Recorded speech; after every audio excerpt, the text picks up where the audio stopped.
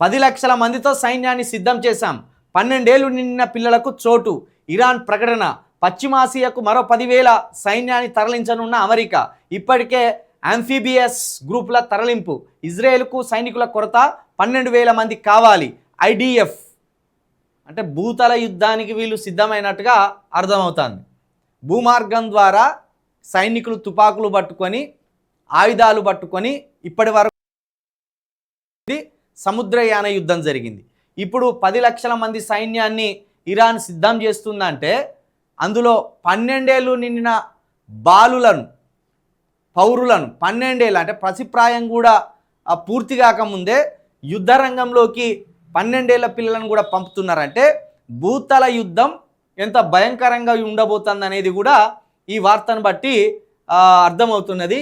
10 లక్షల మంది సైన్యాన్ని సిద్ధం చేసిందట ఇరాన్. 12 కోట్ల మంది ఉంటారు ఇరాన్లో, అందులో 10 లక్షల మందిని యుద్ధానికే సిద్ధం చేసిందట. ఇటు అమెరికాకు కూడా పోయేది ఏం లేదు, వాళ్ళు 40 కోట్ల దాకా ఉన్నారు. 40 కోట్ల మందికి అవసరమైతే వాళ్ళు 20 కోట్ల సైన్యాన్ని కూడా తయారు చేసుకొని పంపుతారు. ఎటు పోయి ఇజ్రాయెల్కే నష్టం అయ్యేటట్టున్నది ఈ భూతల యుద్ధం ద్వారా. ఎందుకంటే భూతల యుద్ధంలో మ్యాన్ పవర్ ఎక్కువ అవసరం పడుతుంది, మనుషులు ఎక్కువ మంది అవసరం పడతారు. తుపాకులతోటి కాల్చుకుంటూ భూభాగంలోకి ప్రవేశించే యుద్ధం ఇది. ఒకరి భూభాగంలోకి ఒకరు వాళ్ళ ఆధిపత్యాన్ని కొనసాగిస్తూ తుపాకుల ద్వారా సాగే యుద్ధం ఇది. ఇందులో ఇజ్రాయేల్ మొత్తం జనాభానే 1 కోటి వరకు ఉంటుంది. వాళ్ళు టెక్నాలజీ పరంగా యుద్ధం చేస్తే అద్భుతమైన విజయం సాధిస్తారు.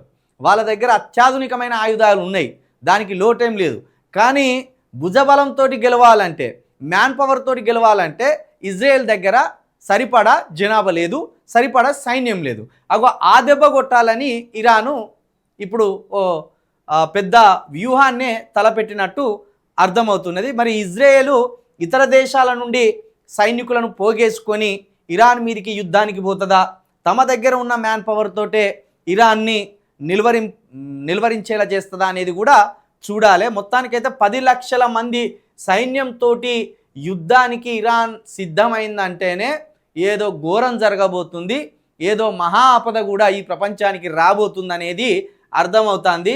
దీన్ని బట్టే మన మోడీ గారు కూడా రాబోయే ఆపదను అంచనా వేసే మనమందరం టీమిండియా లాగా పనిచేయాలి, కబడ్డీ జట్టులాగా పనిచేయాలి, ఫుట్బాల్ ప్లేయర్స్ లాగా పనిచేయాలని మాటలు చెప్పడానికి ముందుకొచ్చినట్టు కూడా మనకు అర్థమవుతుంది. ఎన్ని రోజులు కులాల పంచాయతీ మతాల పంచాయతీ పెట్టి యుద్ధం వచ్చినప్పుడు అందరం కలిసి పనిచేయాలి, ఇప్పుడు కులాలు చూడొద్దు మతాలు చూడొద్దు అని మంచి మాటలు వాళ్ళు ఇస్తాను, దయ్యం వేదాలు మళ్ళీ ఇచ్చినట్టు.